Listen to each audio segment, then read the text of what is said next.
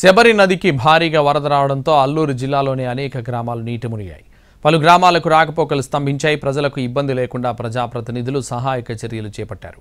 లాంచీలు సిద్ధం చేశారు. మరింత సమాచారం మా ప్రతినిధి భూపాల్ అందిస్తారు. గత 4 రోజుల నుంచి కురుస్తున్న భారీ వర్షాలతో దాదాపుగా మొత్తం కూడా అల్లూరు జిల్లాలోని సగభాగం అంటే గతంలో విఆర్పురం, చింతూరు ఈ ప్రాంతంలో భారీ ఎత్తున గ్రామాల్లో కూడా వరద నీళ్లు వచ్చిన పరిస్థితి. ఈ నేపథ్యంలో రంపచోడవరం ఎమ్మెల్యే శిరీష అక్కడ తన పర్యటన కొనసాగిస్తుంది. అనేక గ్రామాల్లో ఎలా ఉన్నారని తెలుసుకోవడానికి ప్రయత్నం చేస్తుంది.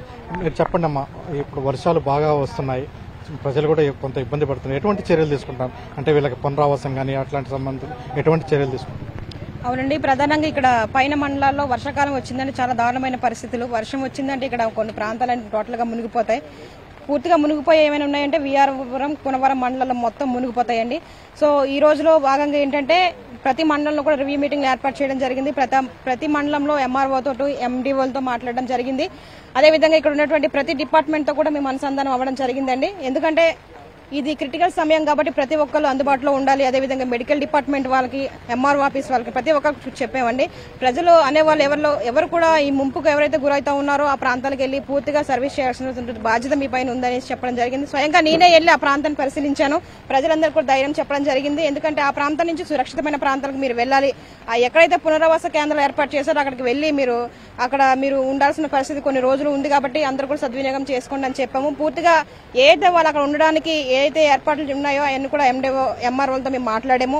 వాటర్ సమస్య చెప్పారండి. ఎందుకంటే బురద వాటర్ వచ్చేస్తుంది, మాకు మినరల్ వాటర్ కావాలని చెప్పారు. అదేవిధంగా అది మాట్లాడాము. చాలా మందికి రేషన్ సరుకులు అయితే వేరే మండలంలో ఇస్తున్నారు, మా విలేజెస్ కి రావట్లేదు, మాకు ఇబ్బంది అవుతుందని చెప్పారు. అవి కూడా ఎక్కడైతే ఫ్లడ్ ఎఫెక్ట్ ఉందో ఆ ప్రాంతానికి వెళ్లి స్వయంగా మీరు ఇవ్వండి, అక్కడ అందరికి అందించండి అని మేము ప్రతి ఒక్కరికి చెప్పామండి.